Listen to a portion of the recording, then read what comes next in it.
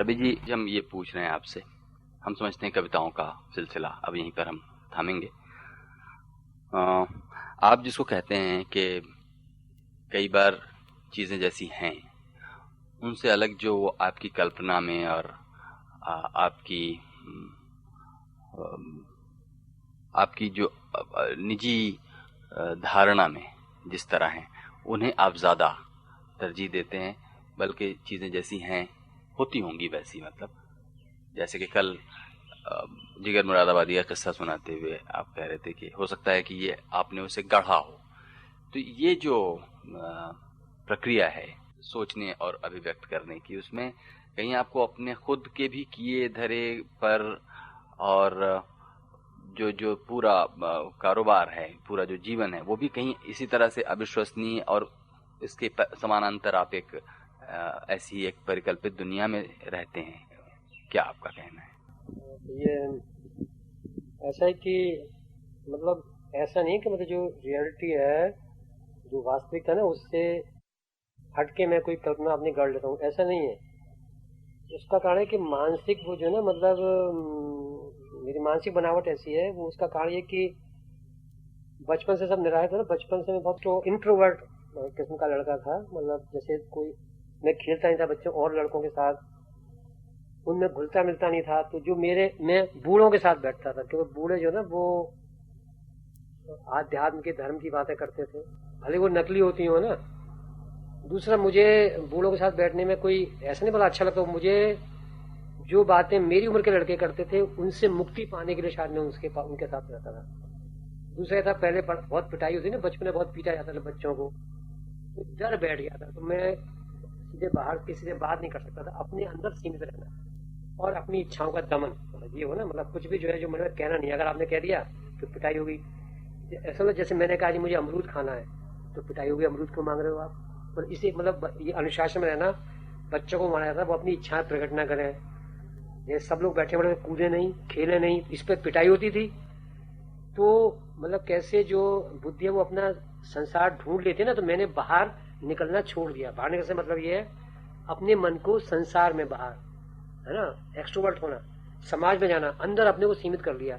कैसे कि जहाँ मतलब बचपन में ना घरों में तमाम तस्वीरें लटकी होती थी देवी देवताओं की, शिव जी, ये सब, तो उनको मैं लगातार देखता रहता था उनका, क्योंकि आपको किसी से बात नहीं करनी है। हाँ, दूसरी बात थी, मेरा छोटा भाई था ना, तो वो बहुत उम्र मतलब बहुत कम अंतर था, 2-1 साल का होगा। तो उसको अधिक प्यार किया जाता था। मुझे मैं बड़े हो तो नेचुरली है ना, अब हमें क्या पता, बड़े दोनों बराबर के थे। तो वो मान लो दूध मांग रहा है तो उसको दिया जाएगा, मुझे कहा जाए तुम बड़े हो, तुम रहने दो। या कोई खिलौना उसने छीन लिया तो मुझे हर समय, अच्छा अब अगर मैं उससे वो मतलब बड़ा उसे छीन लेता हूँ तो मेरी पिटाई होगी कि आप बड़े, आपने ऐसा क्यों किया। और उसको अधिक लाड किया तो वो छोटा है। तो मुझे उस भाई से हर समय डर रहता था। वो ये देखता था कि जब इसको बड़े साहब पीटा तो वो भी मुझे पीटने लगता था। तो अजीब, अगर आप उसको मारते हैं तो आप भी फिर पिटेंगे। तो अजीब हालत थी। मतलब बचपन में हर समय डर और आतंक रहता था अपने भाई से और सारे बड़ों से। इस बात पे पिटाई होती कि आप बाहर खिड़की पर क्यों खड़े हैं, आप जो ना यहाँ जो है आप नहा क्यों नहीं रहे हैं, या अभी तक सो रहे हो। मतलब हर समय पिटाई होती रहती थी। और उस समय क्या होता था कि माता पिता नहीं बोलते थे, मतलब जो और लोग हैं वो मार पीट रहे हैं, इसलिए क्या माना जाता था अभी बच्चे को संभाल रहे हैं, सुधार रहे हैं। तो उससे इंट्रोवर्ट हो गया ना, अपने में सीमित। तो मैं वो कमरे में लेटा रहता था और जो तस्वीरें टंगी उनको देखता रहता था, चित्रों को। उसमें जैसे शिव जी का चित्र है ना, राम वाम ये सब होते थे तस्वीरें, सब कृष्ण की। तो उनको लगातार देख रहे हैं, क्योंकि आपको और बच्चों के साथ खेलना नहीं है। इससे मैं कमजोर भी था, तो और बच्चे भी आपको मारेंगे, घर वाले भी मारेंगे। कमरों में जो चित्र टंगे उनको फिर नकल करना, उनको बनाना। तो कागज पे ना चित्र बनाते थे वो, तो चित्र बनाने पर भी पिटाई होती थी। मतलब वो ये कहते थे वो घर वाले कि अंग्रेजी पढ़ो और या हिसाब करो, बस ये सब क्या है ना, तो कागज बिगाड़ रहे हो, रंग बिगाड़ रहे हो। तो चित्र भी मुझे छिप के बनाने पड़ता, अर्थात कमरा बंद करके। अच्छा, पहले जैसे आप देख रहे हैं ऊपर और बना रहे तो फिर पकड़े जाएंगे, तो मुझे उस तस्वीर को आंखों में भर लेना होता था। जैसे मैं सड़क पर जा रहा हूँ तो सिनेमा के पोस्टर लगे होते थे, तो दिलीप कुमार, राज कपूर, नरगिस, इनकी तस्वीरें लगी हुई हैं। उसको मुझे बनाना है घर जाकर, तो याद कैसे रहेगा। तो मुझे अपनी स्मृति में भर लेना हूँ रेखाओं को, मतलब कहाँ कर्व है, कहाँ गोल है, कहाँ लंबा है, मतलब उसके कपड़े दिलीप कुमार के, उसका हैट, उसके बाल, हर चीज को बार बार ध्यान से देखना, मतलब इसलिए ऑब्जर्वेशन बहुत तगड़ा हो गया। और ये बात किसी को पता न लगे। हमारा भाई साथ जा रहा है स्कूल, तो वो घर में बता देगा या बताएंगे, तो ये सब काम छुप के करना और फिर कमरा बंद करके उस तस्वीर को बनाना है घर जल्दी से आगे। मधुबाला की तस्वीर, सोरैया की तस्वीर उस समय के, तो मैंने कभी सिनेमा नहीं देखा, तो ये सिनेमा से प्रेम इस तरह का था जो कि तस्वीरों को देखकर, अखबारों में देखकर, और इन सब काम छुपा के करना था। तो जो छोटा भाई था वो जासूसी करता, वो देखता रहता था ये इसने कब क्या बनाया, वो बताता था, तो वो तस्वीर फाड़ दी जाती थी और पिटाई होती थी फिर। तो इस तरह का एक माहौल था। तो वो अब क्या हो गया कि मतलब मैं जरा भी बाहर किसी से बात नहीं कर सकता, मतलब है ना, इतना तो कल्पना में जीने का स्वभाव हो गया। तो ऐसा मतलब लड़का आदर्शवादी होगा, कल्पना में आप तस्वीरें देख रहे हैं, छुप छुप के बना रहे हैं, और जो भी काम है वो छुप के करना, मतलब गोपन बहुत हो गया। तो इस तरह का स्वभाव बन गया। तो जब और समझदार हुई तो मतलब मैं जैसे बाजार से सब्जी नहीं ला सकता था, अर्थात सब्जी लेने के लिए आपको पूछना होगा आलू क्या भाव है, तो उसका तो मुझे सेर क्या है, मतलब उस समय सेर होता था ना, पाव, इनमें क्या फर्क है ये नहीं मालूम। मतलब व्यवहारिक आदमी था, इसलिए नहीं मालूम कि उनकी जरूरत ही नहीं पड़ती थी, मैं बाहर निकल, मतलब अपने में सुकड़ा हुआ, अपने कमरे में बंद, तो उसमें सबसे सुरक्षित था पढ़ना। तो आप कविता पढ़ते रहिए, कहानी पढ़ते थे, इसलिए साहित्य मेरा वो था बचपन से पढ़ने का शौक और तस्वीरें बनाने का। तो जैसे मैं जब एमए में पढ़ता था तो मैं अपनी फीस जमा नहीं कर सकता था कॉलेज में, मेरा मामा फीस जमा करने जाता था। सबको पता था ये या तो पैसे गिरा देगा या इसको गिनने ही नहीं आते नोट। 20 रुपए होते थे, इतनी बड़ी बात थी वो, जैसे लाखों रुपए हो। तो मुझे नहीं दिए जाते थे, मुझे ही मालूम था मेरे बस का नहीं है। कई बार मैंने किया तो खो जाते थे मुझसे पैसे, नहीं मतलब एक ये मतलब सिनिकल या जो भी एक अजीब तरह का वो था, असाधारण वो, मतलब जो भी था ऐसा अव्यवहारिक, मतलब ऐसा मैं संसारी जीव नहीं था जरा भी, इस कारण से ऐसा था। और अंदर सिकटा हुआ। तो मेरे बारे में हर काम, जैसे कुछ भी किताब भी मेरा मामा लाता था, मैं बाजार से किताब नहीं खरीद सकता, मतलब मुझे बाजार से नफरत थी, डर लगता था। तो ये सब था। तो इससे स्वभाव क्या हुआ कि अपने कल्पना में चीजों को आप गढ़ लेते हैं। मतलब जो संसार दिख रहा है मुझे रियलिटी से कोई मतलब ही नहीं है। मैं अपने किसी साथी से बात नहीं कर सकता, अपने टीचर से, मैंने कल बताया भी था कि जैसे मैं पढ़ रहा हूँ तो मैं अपने मन में वो लिखे जा रहा हूँ, मैं अपने टीचर से नहीं पूछता नंबर कैसे अच्छे आए क्या है, मैं किससे बात नहीं, और मैं उसको मूर्ख समझता हूँ मनी मन। अगर मेरे अंदर ये ना होता ना तो मैं जिंदा नहीं रह सकता था, मतलब हीनता ग्रंथि नहीं थी कहीं भी। उसको मैंने गरिमा में कर लिया कि मैं बहुत ज्यादा योग्य हूँ, मैं बहुत समझदार हूँ, मैं सब मूर्ख है ऐसा मान लिया। तो ये जिंदा रहने के लिए बहुत जरूरी था। और मुझे ये भी नहीं मालूम कि ऐसा क्यों हो रहा है, ये तो अब मैं इसकी विश्लेषण कर रहा हूँ या उसको चीजों को समझ रहा हूँ। उस समय थोड़ी पता था ऐसा इसलिए हो रहा है। हमको लगता था सभी ऐसे होते होंगे, सभी मतलब जो लोग अपना कमरा बंद करके केवल पढ़ रहे हैं और किसी घर वालों से कोई डायलॉग नहीं है, कोई किसी से कोई डायलॉग नहीं है किसी तरह का। तो इससे चीजों मतलब वो कल्पना में, इसी ने मुझे शायद कभी मतलब कविता लिखने का वो करना, साहित्य मोड़ा, क्योंकि कल्पना करनी है आपको हर चीज की। तो जैसे दिल्ली में कभी नहीं आया, पर दिल्ली के बारे में मैंने एक कल्पना कर ली, ऐसा होगा ऐसा हुआ। अयोध्या के बारे में राम, और करना भी पड़ता है, अगर आप आए तो आप राम के बारे में कल्पना तो करेंगे राम ऐसे थे। जैसे बहुत मजेदार एक उदाहरण है कि मैं जब कहानियां पढ़ता था उसमें लिखा होता था सीता बहुत सुंदर, उसका सौंदर्य का वर्णन होता था। फिर कुछ दिन और कुछ पढ़ा तो लिखा राधा बहुत सुंदर थी, राधा का सौंदर्य का वर्णन। फिर कोई और कहानी पढ़ रहे हैं आप, उसमें कोई आया जैसे नायिका कोई है मधु नाम की, वो बड़ी सुंदर थी। तो मैं चकरा जाता था, अच्छा ये बात किसी से पूछ नहीं सकते, मतलब कि ऐसा कैसे हो सकता है सारी स्त्रियां सुंदर, ये क्या बात हुई। अरे कोई एक सुंदर होनी चाहिए ना, मतलब उसमें ये भी लिखा होता था बार बार कि वो संसार की सर्वश्रेष्ठ सुंदरी थी। तो मैं बड़ा कंफ्यूज रहता था कि इसका मतलब क्या हुआ, एक ही सुंदरी हुई तो इतनी सारी, फिर सीता भी राम भी सब, हर लड़की सुंदर है। तो ये सब मेरे समझ में इसलिए नहीं आता था कि मेरा अपने उम्र के बच्चों से डायलॉग नहीं था ना किसी से, तो मुझे सब कुछ अपने कल्पना में ही उसका समाधान करना ढूंढना है। तो इसलिए जो था वो अब ये आदत पड़ गई। तो फिर जब आप मैच्योर हो गए, बड़े हो गए, तो मुझे इसमें फिर आनंद आने लगा, मतलब आनंद आता था ये। और दूसरा ये, अगर ये नहीं होता तो कलाओं की तरफ झुकाव नहीं होता।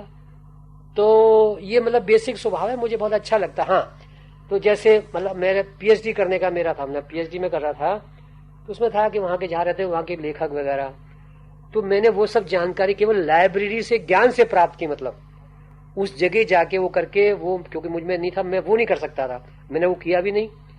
केवल जो किताब हाथ लगे उससे जो है, तो इस तरह से आप मतलब हजारों पीएचडी कर लीजिए।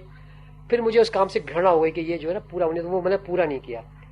तो केवल अपने मन में सीमित रहना, अपने मन की बात नहीं बताना, इससे मेरे बहुत नुकसान भी हुए, जैसे मैं प्रेम नहीं कर सकता, जैसे आप लड़की से कहेंगे ना तुम्हें प्रेम करता हूँ, मैं ये बात कह ही नहीं सकता, चिट्ठी भी नहीं लिख सकता, केवल आप कल्पना में प्रेम कर रहे हैं बस, वो है ना, उस लड़की को पता ही नहीं है। तो ऐसे अनेक मतलब एक मतलब बहुत विचित्र मतलब वो हो गई हालत उससे।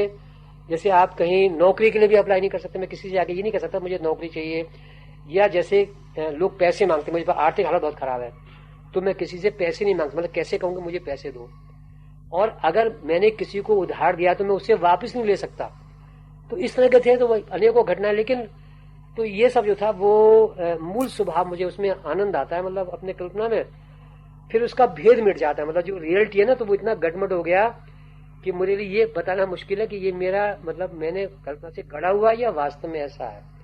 अच्छा, दूसरा यह है कि जैसे आप जो आपने चीजें देखी उनको अगर आप ललित ढंग से, अपने क्रिएटिव ढंग से, प्रयोगात्मक ढंग से कहेंगे तभी तो कला बनेगी वो। मतलब उसमें मेरापन होना चाहिए, उसमें रब्बीपन, कुछ मेरा अलग से हो, मेरी शैली हो, मेरी भाषा हो, तब वो तो इसलिए जरूरी उसमें छेड़छाड़ करना, तो इसलिए मुझे रियलिटी से कोई वो नहीं है। मतलब जो ऐसा यथार्थ है उसको मैं ऐसे नहीं रखूंगा, उसको मैं कला बनाऊंगा। तो उसके लिए फिर कल्पना बहुत जरूरी है, उसका मेरा मनालोक, मेरे अपने विचार जो भी है, मेरा अपना सीमित, वो बहुत जरूरी है। तो मैंने जो कहानियां लिखी वो लिखी, वो फैंटेसी वगैरह लिखी शुरू में, कविताएं भी इस तरह की, वो सब था। तो इसलिए कि वो मुझे कुछ अधिक अनुकूल लगता था।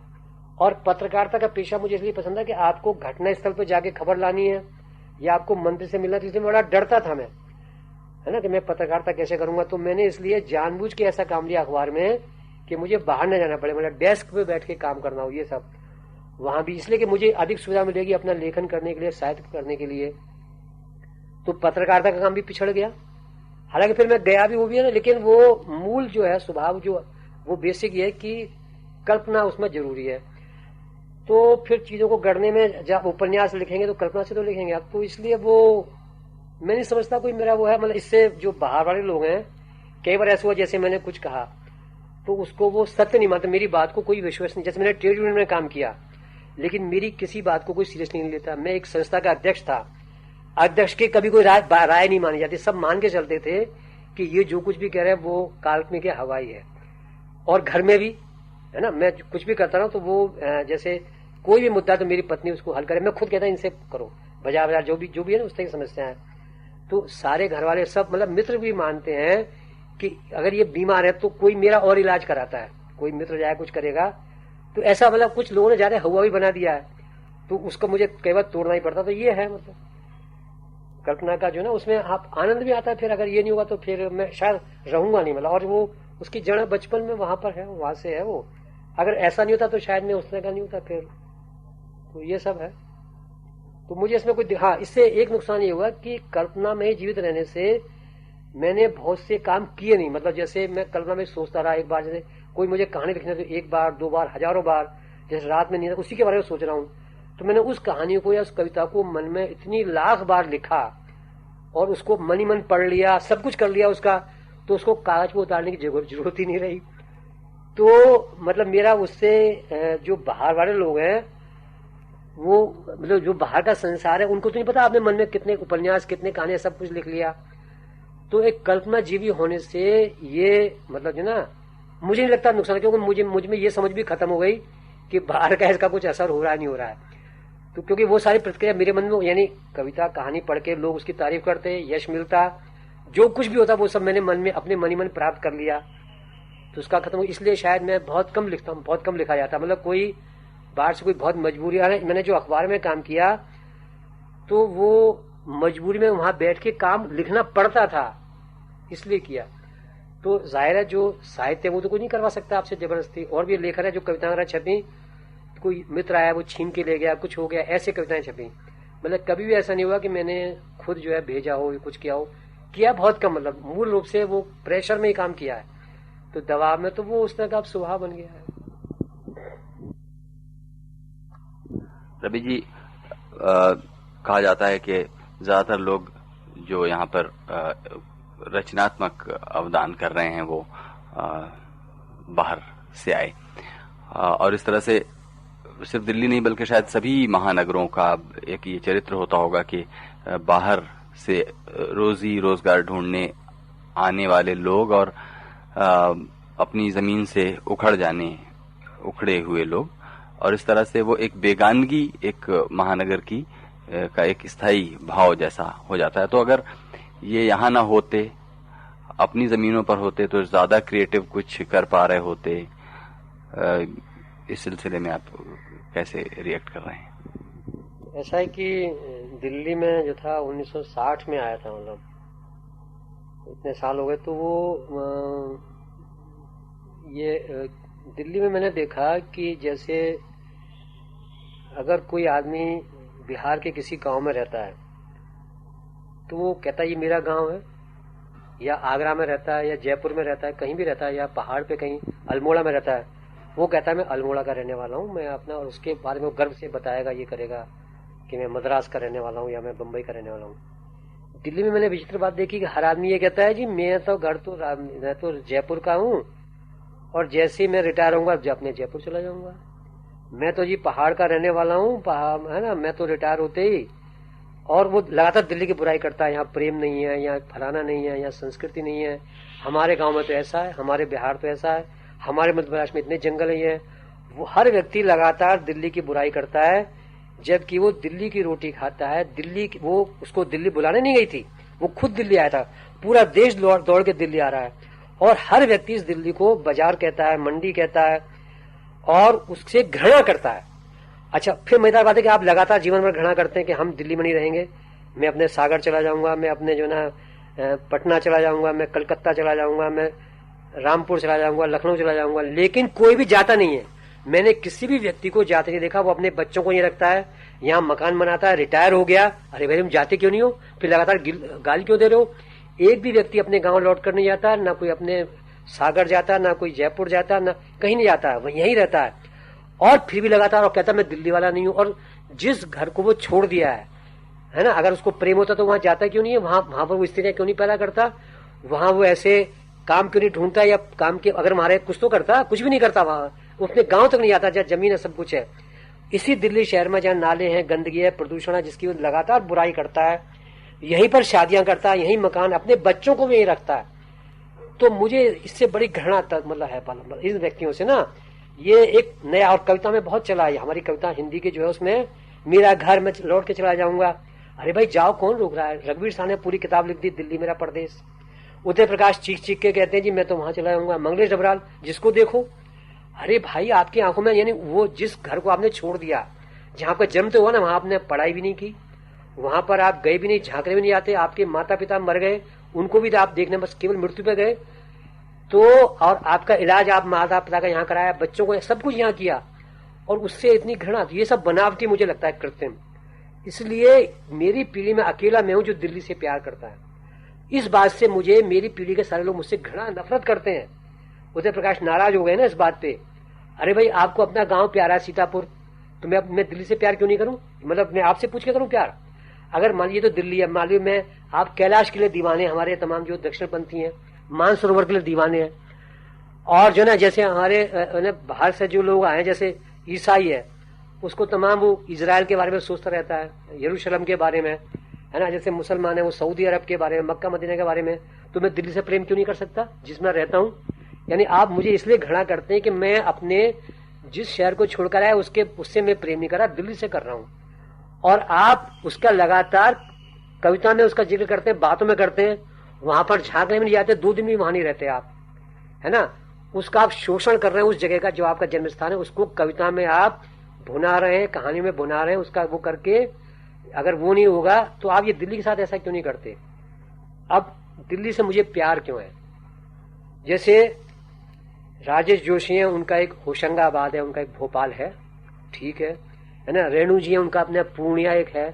अरे मेरा कुछ है ही नहीं, ना मैं बिहार जा सकता, ना मैं राजस्थान जा सकता, मेरा दिल्ली के अलावा कहीं, मैं अनाथ हूँ, मेरे माता पिता नहीं थे, मेरा कहीं घर भी नहीं है। जैसे मैं अल्मोड़ा का बेसिकली रहने वाला हूँ, और वो जैसे पहाड़ से आए थे लोग, तो फिर मेरठ में रहे, बरेली में रहे, तो वहां मेरठ में सब पहाड़ के लोग रहते थे, वो थे। तो मेरे मन में पहाड़ के प्रति, अल्मोड़ा के प्रति एक बड़ी रोमांटिक भावना थी, और मुझे मेरे बताया भी चाचा ने, पिता वगैरह ने, कि ऐसे हमारा गांव, हमारा घर, ये सब उसके मतलब ना, और सारे वो डिटेल्स वो सब मेरे स्मृति में थे।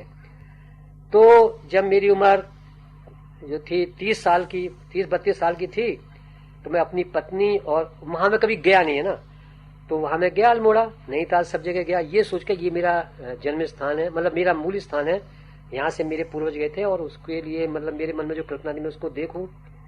तो अल्मोड़ा, नैनीताल और मतलब पूरे पहाड़ पर किसी भी व्यक्ति ने मुझे अपने घर में नहीं घुसने दिया, किसी भी व्यक्ति ने नहीं घुसने दिया। मैं उस प्राकृतिक सौंदर्य को देखता रहा, उसमें डूबता रहा। मुझे जरा भी प्यार छोड़, मतलब किसी ने पानी तक को नहीं पूछा, पानी तक को नहीं पूछा किसी ने। और वो लोग वो थे जो मेरे पास दिल्ली में रोज आते थे, अपने लेख छपवाते थे, अपनी रचनाएं छपवाते थे, दिन भर मुझे घेरे रहते थे, तमाम उनके आंदोलन में मैं भाग लेता था, लेकिन किसी ने भी अपने घर में नहीं घुसने दिया, अपने बच्चों से, परिवार से नहीं मिलाया, न खाना खिलाया, पानी भी नहीं, को भी नहीं पूछा, हर आदमी बाहर ले आता था। अब बताइए मैं उस अल्मोड़ा से, उस नैनीताल से प्यार करूं? अच्छा, इसका कारण क्या था? जातिवाद, घनघोर जातिवाद। इतना मुझे ये मालूम नहीं था, मतलब हम जैसे दिल्ली में हर एक से प्रेम वो सब था, मतलब वहां इतना ब्राह्मण वो था कि कोई आदमी बर्दाश्त ही नहीं कर सकता जब तक आपकी जाति नहीं पता, आप उसकी ब्राह्मण नहीं है उच्च कुल के, वो अपने घर में कैसे ले जाए। तो मुझे अब बताइए उस आदमी की हालत क्या होगी, मैं कैसे उसको करूं? मतलब जो रोमांटिक प्रेम था बोला एकदम स्वप्न भंग हुआ। जब मैं लौट कर आया तब लोगों ने बताया तुम्हारी जाति के कारण ऐसा हुआ। तो अच्छा, और छोड़िए, अच्छा मेरठ में मैंने जा नहीं सकता, बताया कि वहां पर मकान था, वहां किराएदार था, उससे ये हुआ, तो वहां मेरठ जाके क्या करें, वहां कोई है ही नहीं। और मेरठ में मैं रहा नहीं, ठीक है, बचपन भी था। फिर अलीगढ़ में हमारा 9 साल था, वहां पढ़ाई लिखाई की, सब कुछ किया। तो अगर मुझे प्रेम होता तो मैं वहां से छोड़ कर क्यों आता? अच्छा, वो भी नाना का घर था, वो भी बिका गया है ना, और हालांकि अच्छा लगता वो सब है, ऐसा नहीं है, घृणा नहीं है। तो ना मैं अलीगढ़ जा सकता हूँ, है ना, जहां मैं पढ़ा लिखा, ना मैं मेरठ जा सकता हूँ जहां मेरा बचपन बीता, ना मैं पहाड़ जा सकता हूँ, ना मैं बिहार जा सकता हूँ, ना मैं राजस्थान, जैसे कि मेरे और साथी दोस्त सब जा सकते हैं जो कहते हैं गए कभी नहीं। तो मैं उसका नाटक क्यों करूं कि मैं अपने पहाड़ चला जाऊंगा, मैं अलीगढ़ चला जाऊंगा, मैं मेरठ चला जाऊंगा? मैं नाटक नहीं करता, मैं उसी दिल्ली से प्यार करता हूं जिसमें मैं रहता हूं। इसलिए अनेक कविताएं जो हैं वो दिल्ली के बारे में है, दिल्ली से प्यार करने के बारे में। अगर मिर्जा गालिब और मीर और जौक सब दिल्ली से प्यार कर सकते तो मेरा प्यार करना अपराध है? मतलब मेरी समझ में नहीं आती बात। ये मंगलेश डबराल और उदय प्रकाश को बहुत नागवार गुजरती है बात कि मैं दिल्ली के प्रति इतना दीवाना क्यों। अरे जब दिल्ली के 1 करोड़ की जो आबादी है, 1.25 करोड़ की आबादी है, 1.25 करोड़ की वजह से हर आदमी दिल्ली से नफरत करता है, हर व्यक्ति, और वो इसका शोषण कर रहा है, उससे पूरा फायदा उठा रहा है और यहां से छोड़कर नहीं जाता। मैं अकेला व्यक्ति हूं जो उससे प्यार करता है, मतलब जिसने मुझे रोटी रोजी दी, जिसने मेरे मतलब मुझे आदमी बनाया, जिसने मुझे, अगर खाना नहीं होगा, मकान नहीं होगा, घर नहीं होगा, परिवार नहीं होगा, तो आप क्या कुछ नहीं होंगे? मैं उस अलीगढ़ को लेकर क्या करूं, मैं उस पहाड़ को लेकर क्या करूं जो मुझे पानी को भी नहीं पूछ रहा है, जहां केवल मेहमान के लिए जाए। तो मैं अलीगढ़, वो दिल्ली से जो मैं प्यार करता हूं, वो मैं प्रेमिका से भी अधिक, पत्नी से भी अधिक, बच्चों से भी अधिक मुझे प्यारी लगती है। मतलब इसकी सारी गंदगी, इसकी सारी बुराइयां, इसके सारे प्रदूषण, इसकी सारी महंगाई, सब कुछ मुझे बहुत प्यारा लगता है, मैं इसके बिना रह नहीं सकता। तो हाँ, खैर ये तो अपनी निजी बात हो गई। अब आप कह रहे थे कि वो जो दिल्ली का जो चरित्र है, ऐसा क्यों है कि हर आदमी से घृणा वृणा करता है, वो सब है। तो ये दिल्ली का पुराना अपना जो ना, ये वो है कि मतलब अब पता नहीं इंद्रप्रस्थ कहा था, कहते हैं कि यही इंद्रप्रस्थ था कहीं पर, और हसनापुर तो मेरठ के पास है, तो ये महाभारत से जुड़ा हुआ मतलब है इलाका है। असल में तो कुछ कहा नहीं जा सकता, खांडवन यही था। तो ये जो मतलब जो शहर था, वो ऐसा शहर था जो अगर अतीत में हम देखें तो घृणा के उस पर टिका हुआ था, घृणा के उससे, यानी इंद्रप्रस्थ हस्तिनापुर के खिलाफ है, तो लड़ाई होती है, भाइयों में लड़ाई है, मतलब चचेरे तेरे भाइयों में, और हस्तिनापुर को जीतने के लिए, इंद्रप्रस्थ को जीतने के लिए। और जो कुरुक्षेत्र में, तो इसकी जो जमीन है वो ही कहीं घृणा पर, उस पर टिकी हुई है, लड़ाई पर, युद्ध पर। प्रेम का उसने से वो नहीं है, जैसे कि पाटलिपुत्र या जैसे कि लखनऊ है ना, या अनेक शहर है जैसे मथुरा या काशी। तो दिल्ली जो है ना उसने से नहीं है, और वो टिकी हुई कहीं उस पर। पौराणिक काल में ये हो गया, महाभारत के समय में। उसके बाद हम देखते हैं कि दिल्ली फिर कहीं है नहीं। जब यानी फिर बड़े शहर थे, मथुरा था, काशी था, अयोध्या, ये बड़े शहर थे। तो जब मुसलमान यहाँ आते हैं, इस्लाम के लोग आते हैं, तब इम्पोर्टेंट शहर हुए बदायूं, बरन अर्थात बुलंदशहर, और भटिंडा, और कोल जिसको अलीगढ़ कहते हैं। ये शहर मतलब उनके हुए, उन्होंने मतलब यहाँ पर अपनी छावनी बनाई, यहाँ पर है, और दिल्ली उनमें से एक है। तो पृथ्वीराज चौहान के समय में थी, लेकिन वो कोई इतना बड़ा, मतलब उस समय जो इम्पोर्टेंट शहर थे वो कन्नौज था, कान्यकुब्ज, और या राजस्थान में है ना, वो राजस्थान में उसके नाना वगैरह थे, तो दिल्ली में उनमें से एक था, लेकिन वो कन्नौज की तरह से महत्वपूर्ण नहीं था दिल्ली। इसको महत्वपूर्ण बनाया मतलब मुसलमानों ने आकर, जब उन्होंने यहाँ पर अलाउद्दीन खिलजी ने अपनी राजधानी बनाई तो मेहरौली के पास, तब ये तो फिर हम ये देख रहे हैं कि ये ऐसे लोग हैं जो इसके मूल निवासी हैं, अर्थात तुर्क या मुस्लिम जो है, जो अफगानिस्तान से आए, उसको अपने अफगानिस्तान की याद आ रही है, अपने तुर्किस्तान की याद आ रही है। वो दिल्ली में अजनबी है, जैसे बाबर है, वो वहां से पिट कर आया है, हार कर आया है वहां से, है ना। तब उसने आगरा में राजधानी बनाई, फिर बाद में हुमायूं के समय दिल्ली में। तो ऐसे लोगों का शहर है, ऐसे लोगों ने आबाद किया जो बाहर से आए हैं, उनकी स्मृति में, जैसे बाबर की स्मृति में हमेशा समरकंद है या ताशकंद है, और सबकी स्मृति में कहीं वो है ना। लेकिन वहां वो जा नहीं सकता, जाएगा तो मारा जाएगा। बाबर के तमाम शत्रु थे, वहां से हार कर आया था वो। ऐसे ही अलाउद्दीन खिलजी हो या कुतुबुद्दीन ऐबक, कोई भी हो, वापिस नहीं जाएगा। वो वापिस कहाँ जाएगा? तो उसकी नीयत ही यही है। लेकिन उसकी यानी बाबर ने भूर भूर तारीफ की है वहां की, जैसे दिल्ली में ऐसा नहीं है, ऐसा नहीं है, हिंदुस्तान में वहां की तारीफ, उसकी स्मृति में तमाम हो रहता हो। तो उसकी नकल पर उसने कश्मीर में कुछ बनाए बाग वाग, जहांगीर ने बनाए, जो कि तुर्किस्तान जैसे हों, जैसे ताशकंद जैसे और समरकंद जैसे हों। तो उनकी स्मृति में कश्मीर को डेवलप किया। शुरुआत उसने की, मतलब आगरा में जो उसने बाग वाग बनाए बाबर ने, वो वहीं की स्मृति में बनाई, ईरान की स्मृति में। और हुमायूं का मकबरा वो सब ईरान की तरफ से बनाए गए। तो उनकी कल्पना में कहीं कोई और है। तो इस चीज को आज भी देखिए हमारी पीढ़ी के लोग उसी मनस्थिति में है। ये दिल्ली का चरित्र है। तो जो यहाँ पर राज कर रहा है, यानी वो बाबर जा नहीं सकता, वो हुमायूं जो भाग के फिर उसको वापस आना पड़ेगा, वो जा नहीं सकता यहाँ से, उसको यहीं रहना है। इसी शहर को उसको अरब बना देना है, इसी को तुर्की बनाना है, इसी को ताशकंद, समरकंद, बुखारा बनाना है इसी को, और वो उसको लेकिन स्मृति में कहीं और। तो ये जो इसका स्वभाव है, तो ये सब चलता रहा मुगल काल तक। फिर अंग्रेज आते, तो वो लगातार अंग्रेज जो ना, वो लगातार उनकी कल्पना में यूरोप है। अगर आप फ्रांसीसी हैं तो पेरिस के सपने देख रहे हैं, अंग्रेज हैं तो आप लंदन के बारे में सोच रहे हैं, तो आप इंग्लैंड बना रहे हैं। तो अब जब अंग्रेजों ने यहाँ दिल्ली में जब यहाँ पर आए, वो पहली बार मुगलों से उन्होंने किया 1801 और 3 में कब्जा हो गया था। लाल लेक था, उसने सब दिल्ली जीती है, वो सब बना लिया उसने, बहादुर शाह जफर था लाल किले में। तो उन्होंने क्या किया कि सबसे पुरानी दिल्ली मेहरौली के आसपास थी, सारे लोधी वगैरह सारे बादशाहों की, सुल्तानों की। तो शाहजहां ने यहाँ लाल किला बनाया था, तब शाहजहानाबाद। और मुगल मतलब अंतिम मुगल अर्थात औरंगजेब के समय से लाल किला इंपॉर्टेंट हुआ। यानी जब मुगल काल का पतन हो रहा है, तब दिल्ली का मतलब वर्चस्व बढ़ा। यानी अकबर जो था वो आगरे में था, बाबर भी आगरे में था, खुद शाहजहां आगरे में था, जहांगीर आगरे में था। केवल औरंगजेब जो अंतिम ताकतवर सम्राट है, वो बादशाह है, वो दिल्ली में। तो दिल्ली ऐसे समय का वो है जो पतनशील, मतलब जो ना ताकत कमजोर हो रही है, उस समय अंग्रेज आते हैं। तो उन्होंने मेहरौली के पास नहीं बसे वो, और जो तुगलकों की दिल्ली थी, लोधियों की दिल्ली थी, कहीं भी नहीं बसे वो। और जो अंतिम दिल्ली शाहजहानाबाद थी, लाल किले के आसपास, चांदनी चौक जो है, इसको जब पुरानी दिल्ली कहते हैं, वो पुरानी नहीं है, वो सबसे नई दिल्ली थी, वो सबसे नई है वो। तो अंग्रेज वहां भी नहीं रहेंगे।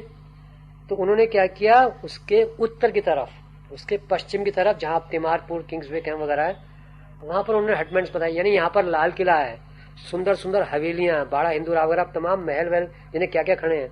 यानी लाल किले के सामने जो मैदान है, वो मैदान नहीं था, वहां शहजादों के मकान थे और हवेलियां थी बहुत सुंदर। 1857 में अंग्रेजों ने उन सबको इस आरोप में कि इन्होंने साथ दिया था, मतलब ये क्रांतिकारियों का, उन सबको नेस नाबूद तोड़वा दिया, तोड़वा के उनको मिट्टी में मिला दिया। वो मैदान है जहाँ रामलीला होती है, और लाल किले के सामने दोनों सड़क के दोनों तरफ वो सारे महल और मतलब हवेलियां थी।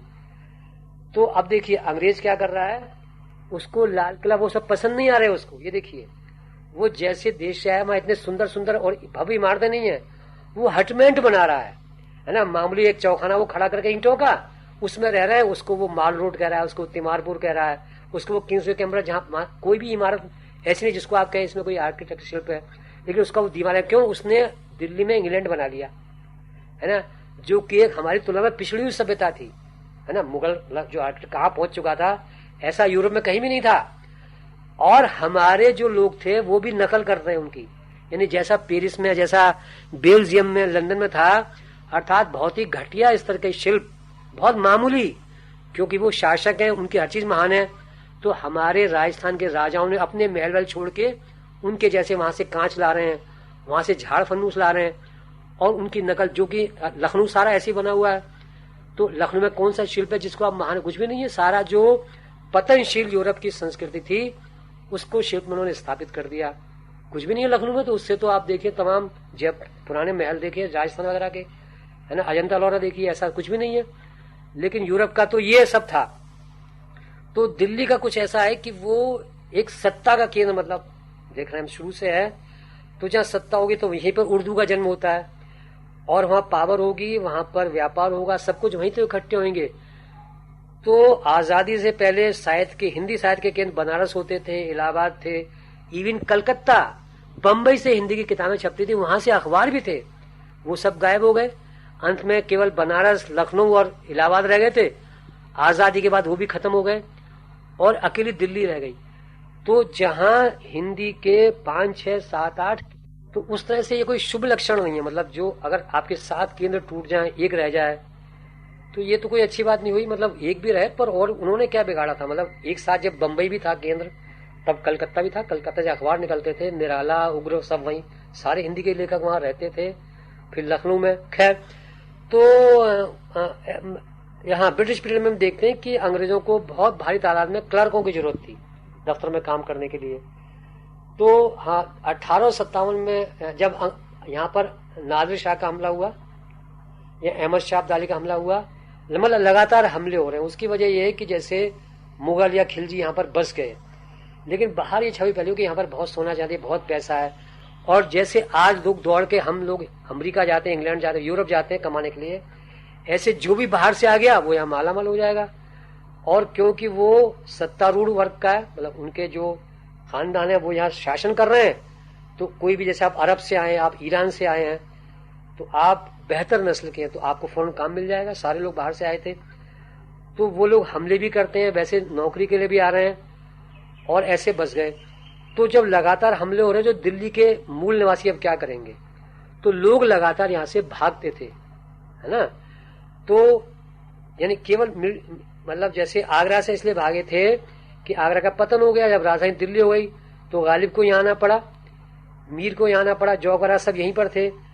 तो जब नादिर शाह का हमला हुआ और अंग्रेज तबाही का 1800 में गदर हुआ, तो सारे शायर, सारे लेखक, पत्रकार, सब जो है वो भाग भाग कर कहीं और भाग रहे हैं। वो हैदराबाद गए, वो लखनऊ गए, वो रामपुर गए।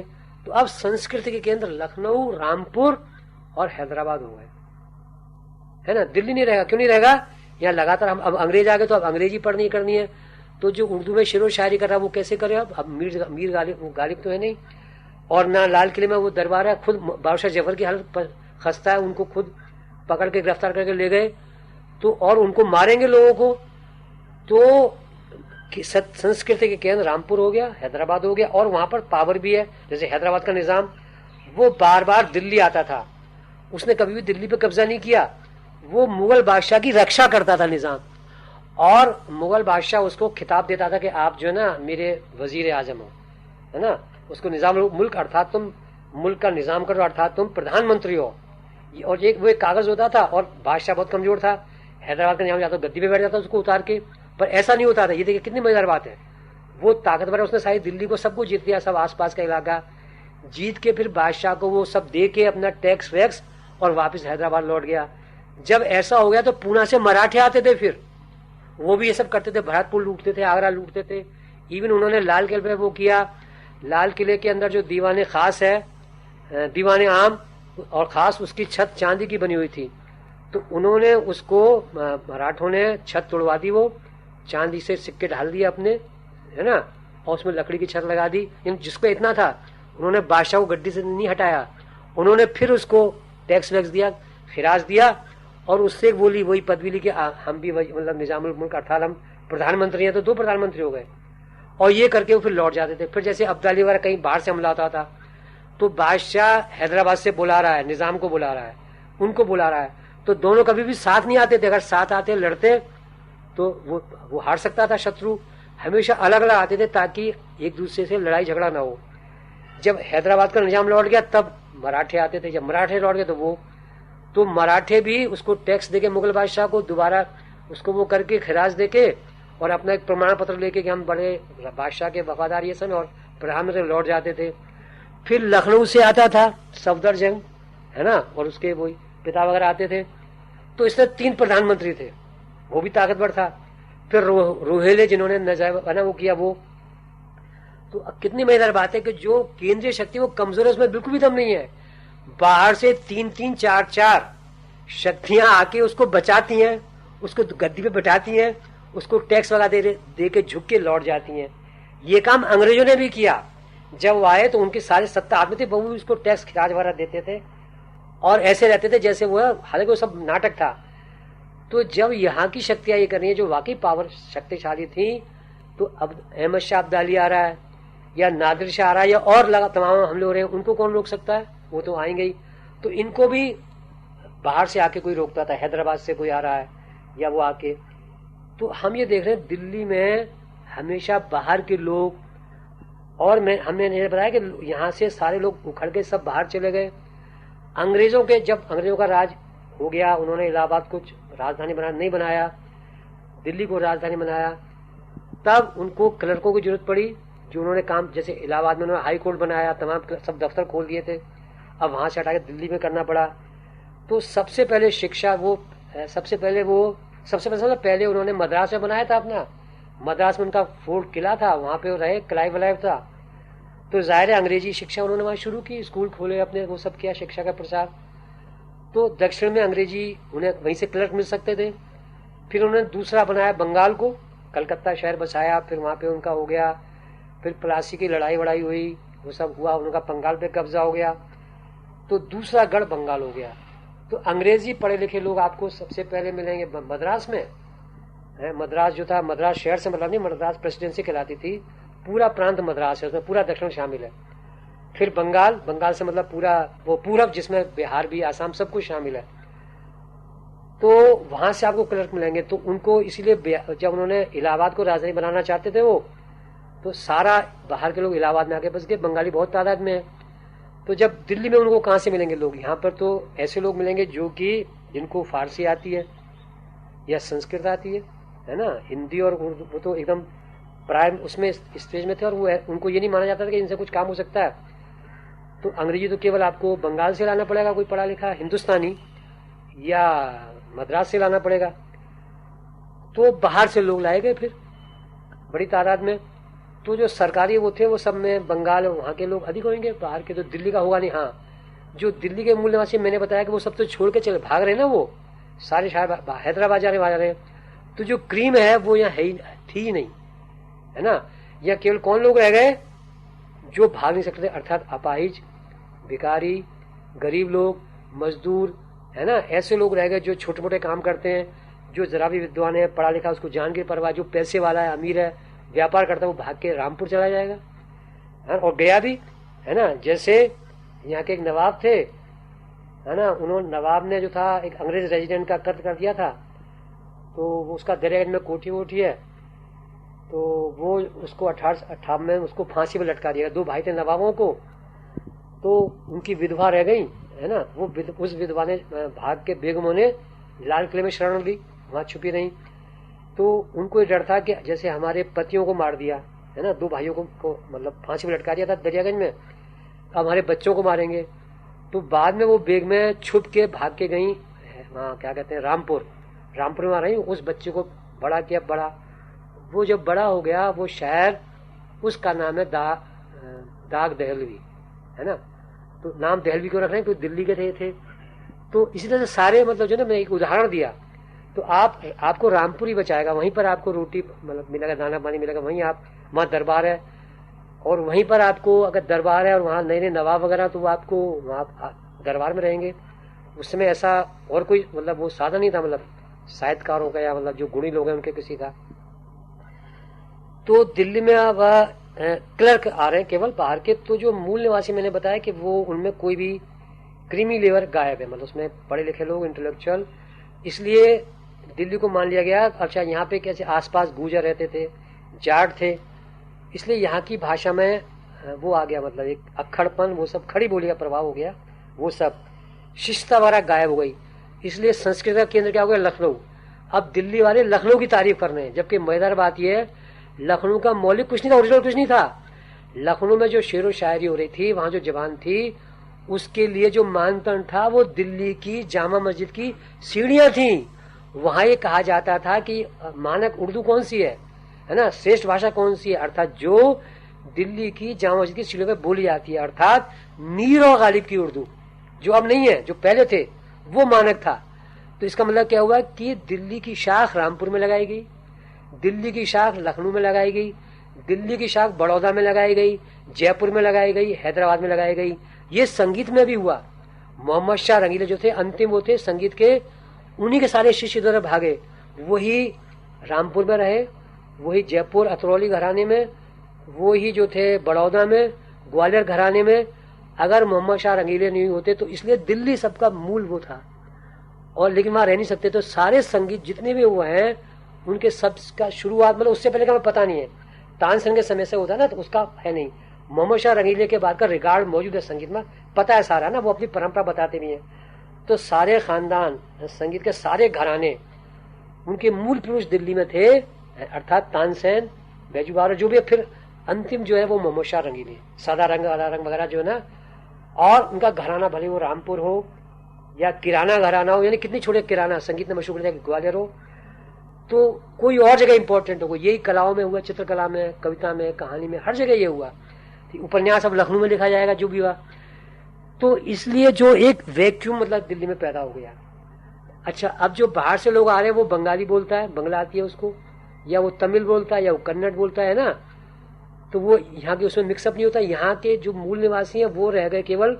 इसलिए आप पुरानी दिल्ली अगर जाएं, तो मैंने बड़ा इसमें कभी काफी खोजबीन की भी थी, तो ज्यादा दिल्ली के रहने वाले नहीं, वो कहते हैं हम बाहर से आए थे, अर्थात गुड़गांव को मानते हैं वो, जिससे मिले कि हमें गुड़गांव का रहने वाले थे, यानी हरियाणा में कहीं मूल है उनका, ज्यादातर गुड़गांव में ना। और इसलिए दिल्ली के जो लोग थे वो पुराने मूल निवासी, जैसे पूरा चांदनी चौक के सीताराम बाजार के लोग, मैंने देखा कि वो कोई तीज त्योहार करना वो गुड़गांव जाते थे। बच्चे का मुंडन होना हिंदुओं में तो गुड़गांव में जाके करते थे। बच्चे को जो शिक्षा देते हैं उस समय कोई संस्कार होता है तो वो गुड़गांव में जाके, मतलब हरियाणा में जाके करते थे, दिल्ली में नहीं करते थे, उसको इतना पवित्र मानते थे।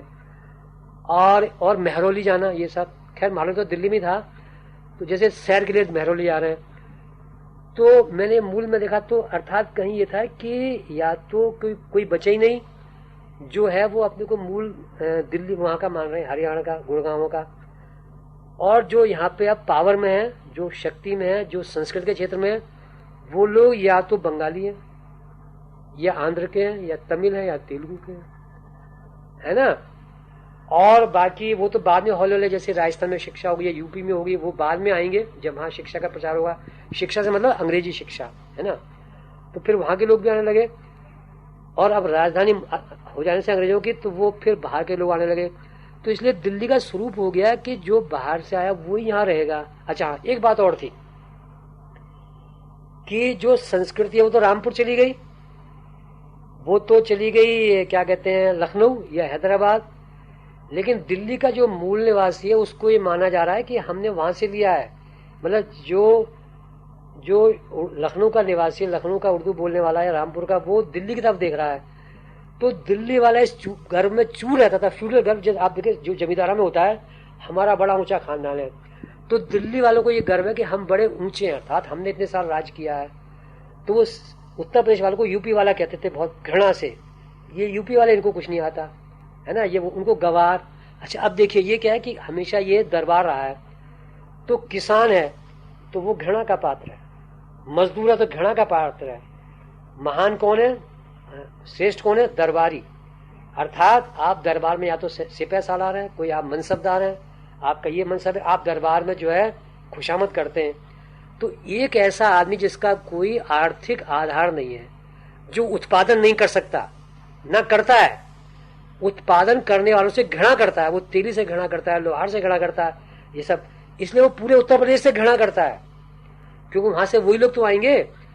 तो वो यूपी वाले क्यों उसको अपने को श्रेष्ठ मानता है कि मैं तो उस नस्ल का हूं जहां पे कभी औरंगजेब था, जहां पर कभी फलाने फलाने बादशाह थे, अंग्रेज थे, जबकि रियलिटी में है नहीं वो।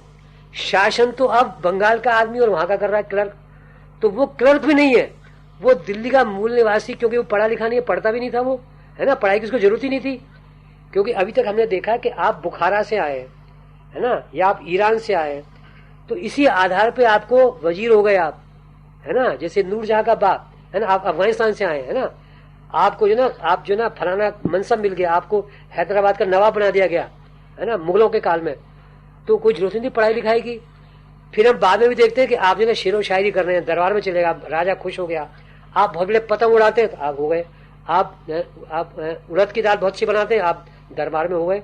मतलब हजारों आप इस तरह के खानसा में खाना पकाने वाले, ऐसे ऐसे रोटी बनाने वाले। किससे रोटी बनाता है एक आदमी? रोज नहीं बनाता, उसका 2-3 साल बाद रोटी बनाने का नंबर आता है। एक आदमी पराठा बनाने का एक्सपर्ट है, और बादशाह के खाने में मतलब हजारों तरह के होते हैं, उनको खा तो नहीं सकता, एक दो खाता है, उसको पता ही नहीं एक पूरा दरोगा है जो खाने का इंतजाम करेगा। तो क्यों? क्योंकि आप तेहरान से आए, कहीं बाहर से आए, तो आप चीनी ढंग का फलाना व्यंजन बनाते हैं, तो इसमें पढ़ाई लिखाई आपकी उसकी जरूरत ही नहीं है। तो दिल्ली में वो संस्कार मौजूद थे, अर्थात फ्यूडल हैंगओवर था यहाँ के मूल निवासियों में कि हम तो महान थे, इतना हमने शासन किया पूरे देश पे, है ना, हमने पूरे राजस्थान पे शासन किया, पूरे बंगाल पे किया, ये साले अंग्रेज क्या है, ये बंगाली क्या होता है, ये यूपी वाला क्या होता है, ये तो हमारे गुलाम है। जबकि वास्तव में वो शासक नहीं थे, कुछ नहीं थे, है ना। वो तो उनको क्या नौकरी मिलती थी? चपरासी। मैंने देखा ऑल इंडिया रेडियो में चपरासी, मेरे सारे रिश्तेदार वगैरह, या मामूली बहुत लोअर ग्रेड के क्लर्क, तो हाई स्कूल से ज्यादा पढ़ते ही नहीं थे। तो जो उस समय एंट्रेंस से मैट्रिक कहते थे, जो मैट्रिक किया वो भी पंजाब यूनिवर्सिटी से है। यहाँ शिक्षा का कोई ढांचा भी नहीं था। दिल्ली में जो पढ़ाई थी वो पंजाब से गवर्न होती थी, और ये पंजाब का अंग उस तरह से अंग भी था, अर्थात दिल्ली का अपना कुछ था ही नहीं, सब गायब हो गया ना, सब कुछ चला गया। और यहाँ का मूल निवासी उस हैंगओवर में घूम रहा है मस्त है, इसलिए वो पढ़ता नहीं लिखता नहीं। हाँ, वो क्या करता था, मैंने खुद देखा, यानी हम जो थे, जब हम पढ़ते थे, हम जैसे, मैं अलीगढ़ का रहने वाला था, तो हमारी पीढ़ी के सारे बच्चे ना पढ़ाई लिखाई में रहते थे, है ना। जैसे वो सिनेमा देखना बुरा माना जाता था, वो अपने और कोई जैसे कुछ पैसे मिले उसको, तो या तो वो सिनेमा देखेगा छुप के, या वो कुछ खाएगा, आइसक्रीम खा लेगा, चाट खा लेगा, कोई खा लेगा कुछ खाने की चीज, मिठाई खा लेगा। हमारे सारे यार दोस्त ये सब। मैंने दिल्ली में आके ये पहली बार देखा कि मेरा एक छोटा भाई था, मतलब मौसेरा, मुश्किल से 10-12 साल का, उसको चवन्नी मिलती थी, तो वो आइसक्रीम नहीं खाता था, है ना उसने कभी कोई चाट नहीं खाता था, कोई भी खाने की चीज, मतलब बच्चों से कुछ ना। वो क्या करता था, उस चारानी से अपने जूते में पॉलिश करा रहा है। मेरा तो मैं औरों को भी देखा, है ना, जो मेरी बराबर के उनके, मैं नौजवान था, लड़के थे, तो मैं जैसे कोई किताब खरीद रहा हूँ या कुछ सिनेमा देख लिया खाने पीने की, वो उस पर खर्च नहीं कर रहा है, वो अपने कपड़ों पे प्रेस करा रहा है ना, कपड़ों पे धोने पर। ये मेरे बड़ी विशेष, और मेरा वो मजाक उड़ा, मैं यूपी से आया था, मैं कपड़ों पे ध्यान नहीं देता था, जैसे भी कपड़े क्या, मैं एमए पास अकेला था, तो उनके लिए आश्चर्य की बात थी, तो कहते थे एमए पास तो कोई तमीज शऊर कुछ भी नहीं है, अर्थात जूतों पे कोई ध्यान नहीं है, क्यों करे पॉलिश, कपड़ों पे ध्यान नहीं है। तो अर्थात वही देखिए फ्यूडल मेंटेलिटी, यानी सारा अपनी जो है सारी ताकत का, मतलब वो पढ़ते लिखते नहीं थे। उस लड़के ने जो मेरी बराबर तो उम्र का था, उसने हमेशा 3rd ईयर पास हुआ, मैं पढ़ाई के लिए, मैं उससे बात नहीं कर सकता क्योंकि उस पढ़ाई लिखाई में रुचि नहीं। वो हमेशा ये बात करता था कि किस दुकान में क्या बिक रहा है ना, कौन से फैशन का ये आ गया, और जिसका मानसिक बिल्कुल इल्ले था, मतलब नील था, सारे ऐसे थे, मतलब यहाँ के नौजवान। तो मैंने देखा जब बच्चा जो जूते पॉलिश करा रहा है और बड़े शान से उसको देख रहा है, और उसको जूते को संभाल के रख रहा है, जूता खराब ना हो जाए।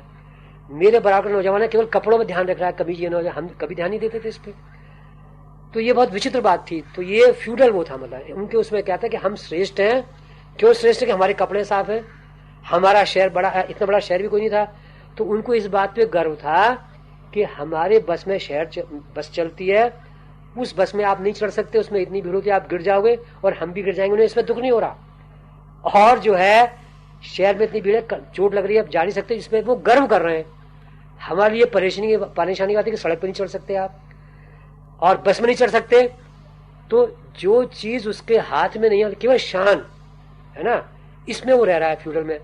तो जाहिर है फिर दिल्ली पे राज कौन करेगा, दिल्ली पे कौन करेगा? कोई बाहर का आदमी, जो कि क्लर्क बाहर से आया हुआ है, वही जो है यहाँ पर इंजीनियर है, वही यहाँ डॉक्टर था, या तो बंगाली वगैरह। फिर बाहर के लोग, जैसे अब लेटर फिर जब विभाजन हो गया तो भारी संख्या में पाकिस्तानी आए, तो जो कुछ बनिए थे चांदनी चौक में मैंने देखा सारे गायब हो गए, सारे सरदार हो गए, मतलब सब सारी ज्वेलरी सराफ बाजार पंजाबियों का उनका हो, ये हमने आंखों से देखा। तो दिल्ली वाले पहले भी नहीं थे और बाद में भी नहीं थे। उसके बाद हमने ये देखा कि जिस पंजाबी ने, जिस शरणार्थी ने सामान बेचता था उसने दुकान लगाई, फिर उसका होटल हो गया, 10 साल बाद उसके मकान हो गए कई, वो प्रॉपर्टी डीलर हो गया, उसने वो व्यापार करना छोड़ दिया। फिर वो सारे के सारे 60 के दशक में देखा बहुत संख्या में इंग्लैंड जा रहे थे दौड़ दौड़ के, मतलब इवन बड़ा मशहूर था, कोई बड़ई है, कोई लोहार है, इंग्लैंड हमने खुद आंखों से देखा जा रहे थे, पूरा पंजाब खाली हुआ, पूरी दिल्ली। तो फिर एक वैक्यूम हो गया, एक जो सत्ता जो जिसके हाथ में कब्जा था वो गायब होने लगा यहाँ से।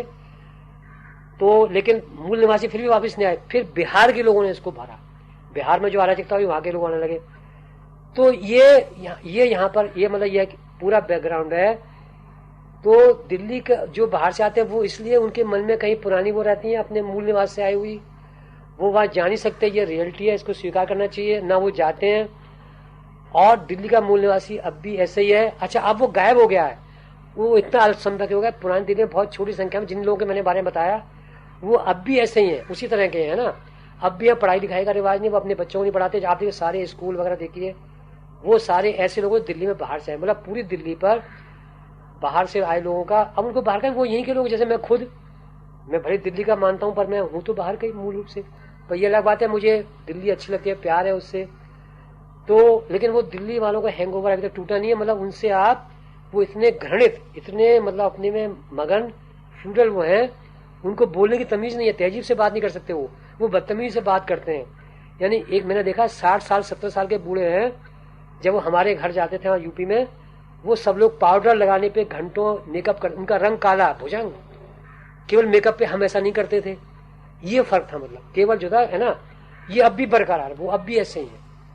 तो उनमें जो ना वो, जबकि सारी सभ्यता, सारी संस्कृति दिल्ली में, सारी सत्ता, सब कुछ, आर्थिक व्यवस्था, सारे रोजगार, सब पे उन लोगों ने आगे किया जो बाहर से आए। पहले भी किया था, अब भी उन्हीं के हाथ में है। और मूल निवासी तो अब नजर भी नहीं आते, कहीं भी नजर नहीं आते, वो इतनी कम संख्या में है। तो ये है। ये आपको जो लेखन और पत्रकारिता का जो काम आपने किया, और अब जबकि आप रिटायर्ड एक समय गुजार रहे हैं, तो आपको क्या लगता है कि आपके करने से चीज़ों में कोई बदलाव आया है, या जो कुछ भी किया और जैसे आप सोचते थे कि हाँ, मतलब कभी जब आप कहते हैं कि गांधी का आदर्श लेकर आप दिल्ली आए, तब से लेकर अब में जो ग्राफ है वो क्या कहता है कि मुझे लगता है कि मेरा निरंतर विकास हुआ है ना। जैसे एक तो मुझे रिटायरमेंट जैसा नहीं लगता, उसकी वजह जैसे आप नौकरी करते हो तो मैंने नौकरी की तरह नौकरी नहीं करता था। मतलब हमेशा तरह के कोई मुझे निकाल दी इस तरह के मैं करता था काम। जैसे नवाटें इतना बड़ा अखबार, तो मैं छुट्टी मांगने नहीं जाता था। मतलब मैं जैसे मैंने बताया ना, मन हुआ मेरा, तो मैंने एक कागज पे लिखा मैं कल लखनऊ जा रहा हूँ, उसके संपादक उसमें डाल दिया, चला गया। तो मुझे नहीं निकाला उन्होंने। हाँ, कहते भाई निकाल तो देंगे ना, तो वो किसी ने नहीं निकाला, कुछ भी नहीं। पता नहीं कैसे, मतलब कुछ बहुत सहायक रहे। जैसे मेरा इस तरह का जो अराजकतापूर्ण वातावरण था, उसको वो लोग मतलब कोई मतलब कभी सिस्टम ने मुझे उसको वो नहीं किया। मतलब औरों के साथ कार्रवाई होती निकाला जाता था, या तो सिस्टम मानता था ये निरी है, भोला है, जो भी है ना, ये इससे कोई नुकसान नहीं है। तो मतलब मुझे इस साल नौकरी पे निकाला। और भी बहुत सारे काम है, जैसे मैं जो था ना, हाँ दफ्तर में ऐसा होता था, दस्तखत पे रजिस्टर पे दस्तखत करने होते थे, है ना। तो आप दस्तखत कर रहे हैं, तो उसमें क्या होता था, जैसे आप भूल गए, अच्छा अखबार में क्या वो 10 से 5 काम नहीं होता। 10 बजे आप गए, 5 बजे आ गए, ऐसा तो है नहीं, आप रोज करेंगे साइन। तो कुछ भी वहाँ निश्चित नहीं है, मतलब ना, कभी आप रात में ड्यूटी हो रही है, तो कभी आप 6 बजे रात में जा रहे हैं शाम को, और सुबह आ रहे हैं 2 बजे, कभी 5 बजे, कभी दोपहर में 1 बजे जा रहे हैं, कभी 3 बजे जा रहे हैं। तो कुछ भी निश्चित नहीं है वहाँ पर, है ना, कि आप 10 से 5, तो इसलिए दिनचर्या निश्चित नहीं होगी। तो इससे लोग बहुत परेशान होते हैं ना, कि जैसे हम खाना नहीं खा सकते, हम सो नहीं सकते। मुझे इसमें बहुत मजा आता था। मतलब एक भारतीय दर्शन ये है कि आप है भी, मतलब उसको कि आप अपने को चीजों के अनुसार ढाल लो। मतलब आप परिस्थिति को बदल नहीं सकते, आप खुद उसमें ढल जाओ, तो उसमें आनंद लो। हालांकि मैंने क्योंकि दर्शन का बहुत वो था ना, तो ये दार्शनिक वो था कि आप चीजों को, संसार को आप बदलने, जैसे आप रो रहे हैं, आप भक्ति भाव का वो भी है, तो कहते हैं ना ये ईश्वर ने किया, नियतिवाद उस तरह का है।